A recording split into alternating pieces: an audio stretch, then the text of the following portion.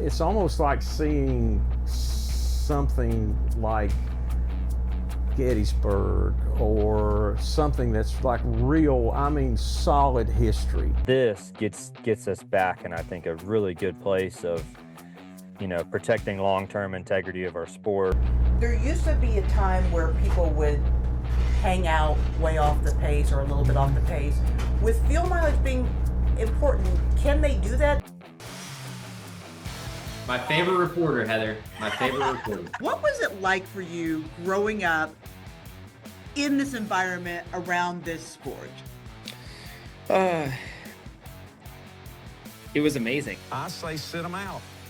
You can't race next 2 races, don't come because we're not letting you in. Just because those channels are free and available doesn't mean that every conversation is meant for everyone. I consider myself a fan of the sport. I care about the sport. Been around it my whole life. I want it to be successful. You guys are like the last great single car team in the garage area. How do you... That's right. You're a car dude, right? Yeah, I love cars. Okay, I'm a car person. My dad actually worked for Ford when I was a kid growing up.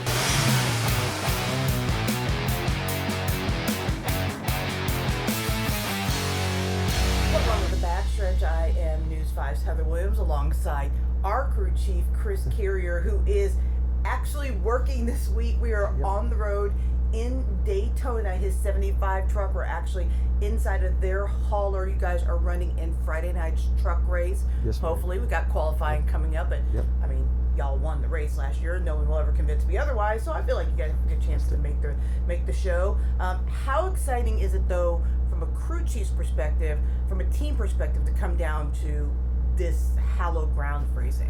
It's, Heather, it always moves me inside to when we go to credential office, get our passes to get in, and first we always drive through the 4th turn tunnel. And I can actually, every time I do it, I can remember the first time I did it, which was, I think, 1976. I was actually only 15 years old, hadn't turned 16 yet. And I remember looking up and seeing, you drive through that tunnel and you can see the outside of the turn 4 wall and the bank up there that goes up to that, the guardrail and all that stuff. And it's just, it's just like, it's almost like seeing something like Gettysburg or something that's like real, solid history that means something, history that's carried stories about people who are legends. And I remember at that time, I was Richard Petty man from head to toe, and we were going in to actually, race against him. And I remember being in the garage area and seeing his car and seeing him walk by, and I was just awestruck. To be honest with you, when he goes by, I'm still awestruck. But it's pretty cool to come in here and know the things that happen here, and some of the things that I've got to witness myself. But other things witnessed when I was at home watching on TV, like the other sports fans and race fans, and a lot of things too. Some not all good. Some things that's happened here years down the road that are sad memories, but it makes it. It just makes it like you talk. It's hallowed ground. It's a special place, and we run on Friday night in the truck race, which I think is always just a real exciting, eventful race and action-packed. And then on Sunday they're going to have the Daytona 500, which in my opinion is still the iconic race, at least in this country. And it's just a cool place. It's a nice place to be. It's, weather's pretty good, a little bit chillier than we really wanted. Chilly. We need to talk to Dave Dirks and all his crew when we get back home and see if they can do something a little bit better. But anyway, it's going to be fine. Looks like it's going to be good, and we're going to get all the races in, and exciting time. Looking forward to being here for our 2 days, and then what else will happen after we leave. All right, so let's start things off by spending 5 good minutes on turn 5 with this week's guest, Chase Elliott.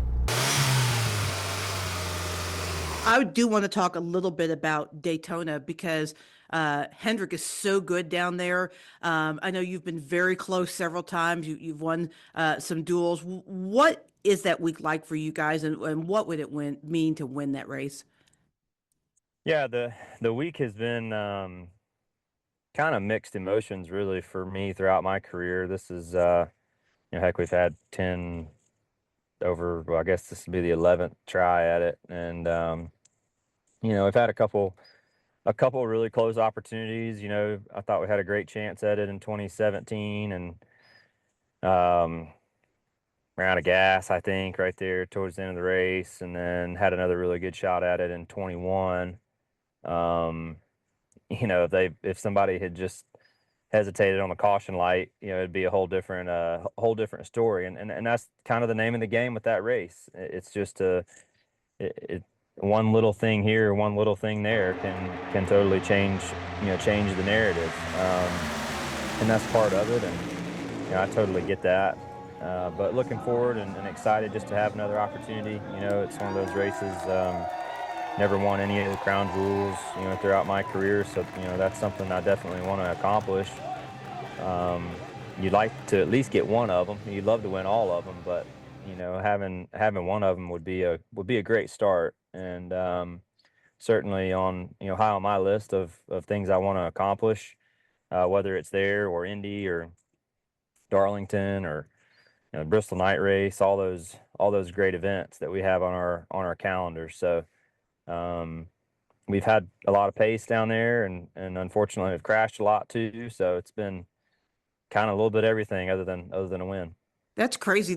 I hadn't even really thought about that you hadn't won a crown jewel. You've been so accomplished that's crazy that you haven't done that. It'll happen. I know it will. You're too good of a driver to not get at least one of them.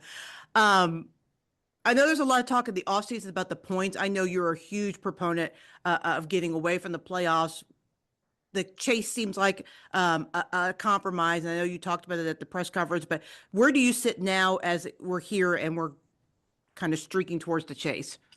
Yeah, honestly, I feel like it was a really good compromise for everybody. I think the season-long points thing was, a great topic of conversation. I think it would be fine if we went and did that. But I think that along with most of the people within the industry that have been around long enough, knew that wasn't going to happen. So I had already kind of, not that someone told me, hey, that's not going to happen, but when you really sit down and look at all of the logistics and things that go in and all the different people that you have to make happy and in the environment, that just wasn't going to be realistic. We had gotten too far away. But this gets us back in, I think, a really good place of, protecting long-term integrity of our sport, giving the playoffs a chance to really come out in the wash and may the best team and driver win over the course of 10 weeks. I think 16's too many to let in. I still stand by that, but that's okay. Maybe that's an easy tweak and an easy change that maybe if we see that might add some excitement, if you lessen that number.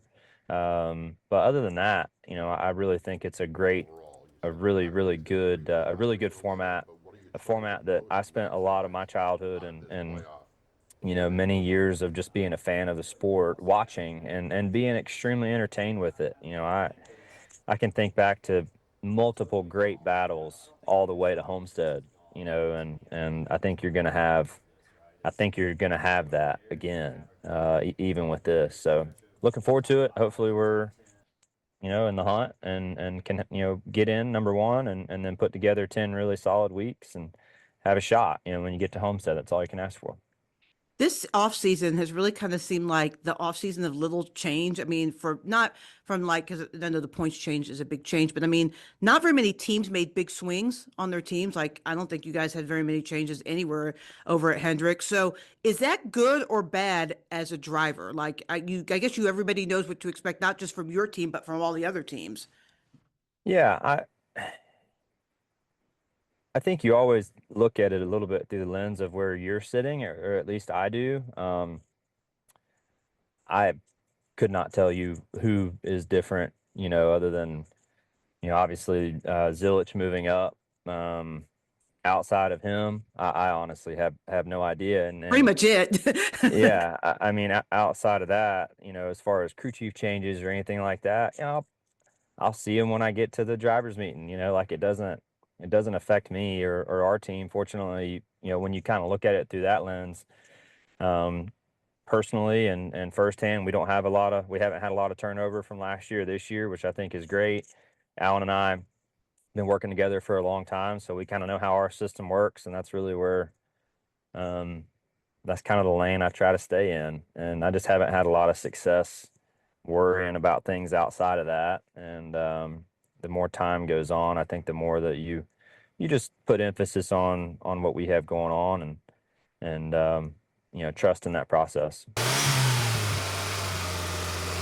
All right, Chris, time for what matters, what doesn't. Let's start with this. We have changed the point system in NASCAR, moved back to the chase.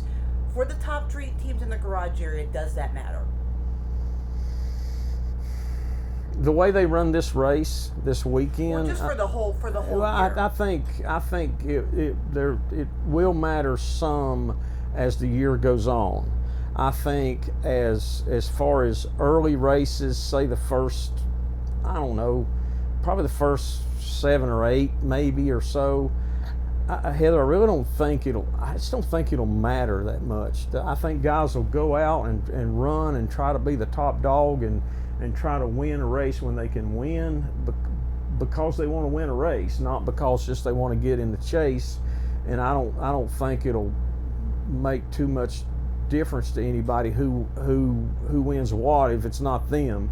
I think everybody will race hard, and I think as the season goes along, I think everybody will start trying to look at this new system just a little bit and analyze it and try to figure out, okay, where do we stand in this, and what's our priorities? What do we have to do to make sure that we're in the group that goes for the championship in the last 10 races, which is late in the year. I guess it starts in September, I believe, and that I think then people will start maybe to strategize a little bit, and the ones that are in good shape and know that they're going to be in, they might say, maybe we need to start saving our best equipment and make sure it's available and in good shape and ready to put our hands on it by the time we get to the chase. But I'll be honest with you, the teams I talk to, the people I talk to, I'm not even sure that that's they tell me they just rotate the cars every 5 weeks, and if they go to Daytona with one car, or they'll go 5 weeks later, they'll probably go to Phoenix or Martinsville or road course or wherever it's at. So along those lines, you talked about the first 7 races. Yeah. Does it matter that the first oval that we race on, true oval, not a super speedway, is 4 weeks in, and the first mile and a half until 5 weeks into the season? I think everybody is prepared for what the schedule is. I think that being that far in for the real true mile and a half oval, what we feel like is a true test of that, some people may be a little bit anxious, to know, because there's so many of those races as we go along. But again, I don't think there's a lot of saying, oh, this car is by far the best car for us to run at Darlington or Atlanta or Charlotte or Bristol or whatever, or a road course. I think they kind of go with what they got, because the things are just, they're all the same. They're just so much identical, and that part of it is what NASCAR wanted out of this car's project. That's right. One thing they wanted, yeah. And that's one thing the owners said they wanted, which as a businessman, try to put your business hat on, that would be like, heck yeah, that's what I want. I don't want to have to hurry to rebuild this car just to run a race when I've got 4 or 5 others sitting there that I could race, but I want this one because it's better. That we got away from that, and for the Cup teams and the owners, good for them. All right, so we will talk about Daytona in a little bit. Let's go have another conversation, our Backstretch conversation this week with Daytona track president Frank Kelleher. Well, first of all, Frank, thank you for taking the time out. We are getting crazily close to your race. What's kind of the excitement level, the ramp up around Daytona as you're about 2 weeks away now?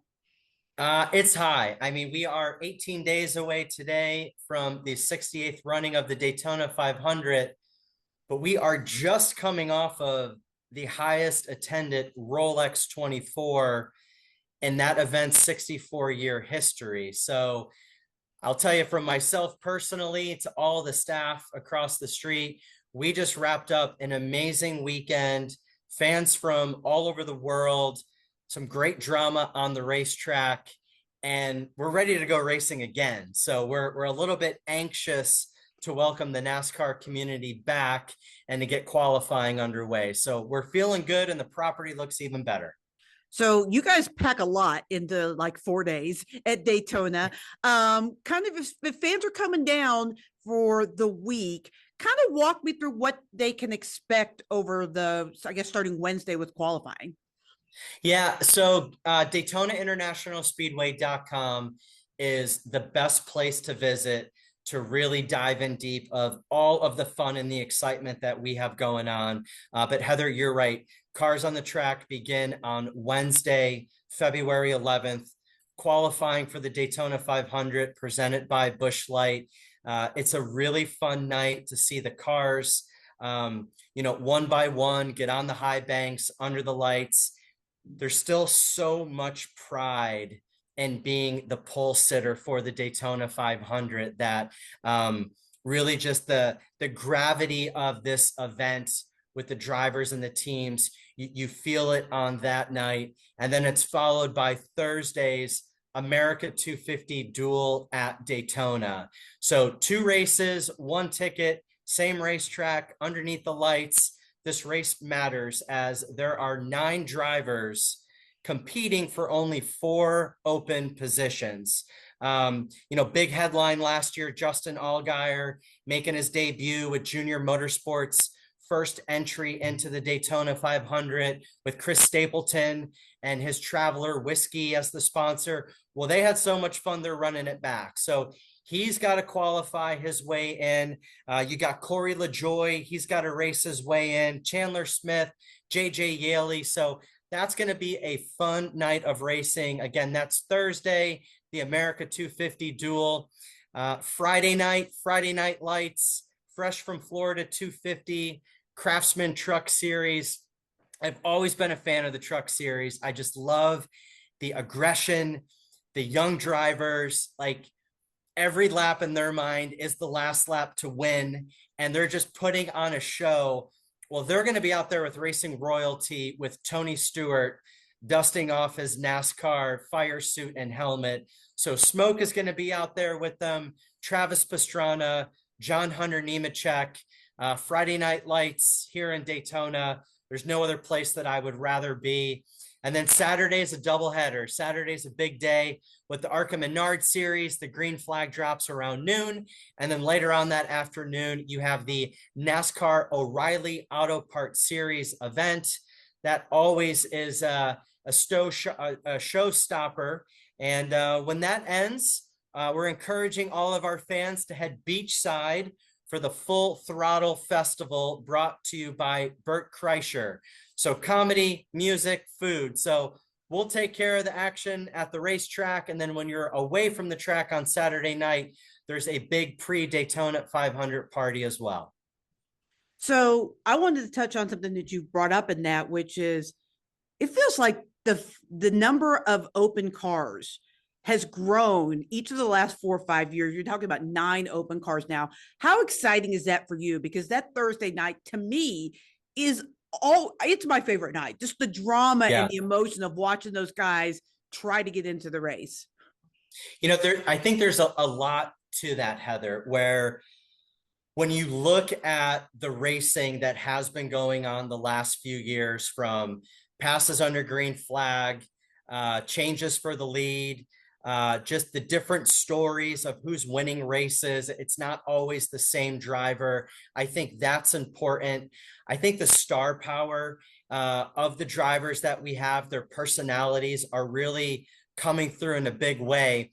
And maybe the fact that Sunday, February 15th is the highest paying purse in motorsport history of $31 million. I think that has an element for some of these drivers and team owners that are saying, hey, you know what? We're going to invest in this car and we're going to go down to Daytona and see if we can qualify in. So the purse that'll be paid for the 68th running of the Daytona 500 is over $31 million. So I love your track. I love going down to Daytona, just all the cool things for fans to do, the fan zone and one Daytona across the street. If somebody was coming to your track for the first time, what would you tell them? What do they need to see? What do they need to check out when they're down there? I would say do your homework and find some free parking for our lead-in events, Wednesday, Thursday, Friday, Saturday. Kids 12 and under, get in for free. You still can load up a cooler of all of your favorite food and drinks and bring it in through the gate for you. And I would say when you're on DaytonaInternationalSpeedway.com, get the Hard Rock Bet Fan Zone Pass. That is the ultimate VIP admission ticket. On the day of the Daytona 500, that gets you in the fan zone in the infield, that gives you a peek into the Cup Series garage, that gets you out on the ball field where it says Daytona. You get to watch the driver introductions. You then get to see the Miranda Lambert concert, which will be amazing.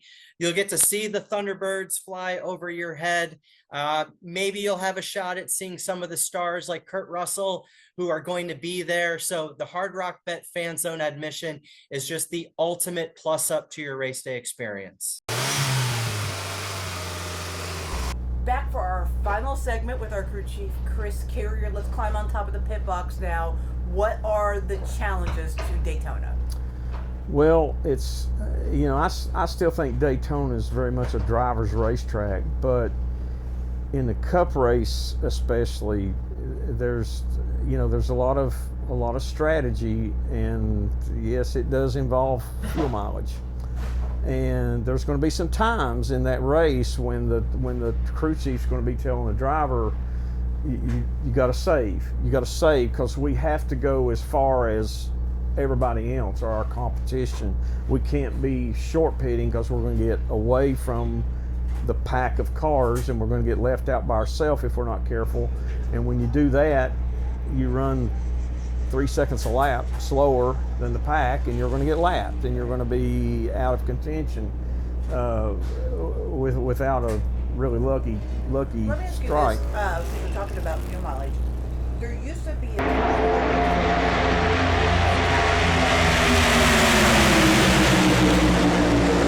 important. Can they do that? Don't you kind of have to be in that draft to take advantage of running half throttle and sucking up to the other drivers? Absolutely. If you're trying to save fuel mileage by yourself, you're not whistling the right tune because you're pushing all the air by yourself. And when you get those big packs of cars, the ones in the back behind are pushing the ones in the front. The ones in the front are knocking all the air off the ones behind, and it works. It's it's like scratching each other's back a little bit, and it just most of the people out there are sitting there running half throttle. Well, so when they are running to half throttle, how fast are they going still? Well, they still can run probably, I'm going to say 90% at least, or 95% of the lap time that they could run if they were all wide open. Why people? I mean, if nobody ever talked about running half throttle, like that we didn't have all the telemetry and people couldn't see that. Right. Would fans even notice? Because I hear fans complain a lot about that. But when I look at the cars, you can't really tell. They're not going slow. No, you can't sit back in the stands, and I don't care. I mean, I've been doing this 50 years, and I can't do it. I sit back and say, watch them at the racetrack, and you can't. I mean, you can't really tell if they're running, a 49 flat or a 47 flat or a 46 flat, and that's 10 miles an hour difference in those lap times. And the only way you can tell is when they're really trying to save. They will all get in a line and run around the top of the racetrack, and everybody will just sit there in line. And I think that's what the fans get frustrated with. And I'll be honest with you, that's what the drivers get frustrated with. They don't I don't think like any driver that. wants to drive half throttle. No, They do it because people like you tell them to. Well, I do it because I tell them, so if you don't, you're going to run out of gas, before everybody else does. And then, fortunately, to be honest with you, the truck race is such a short race, and the stages are. You really don't ever have that. You might get just a little bit of it, a few laps in the last segment, but to be honest with you, there's enough cautions and enough stuff happens that.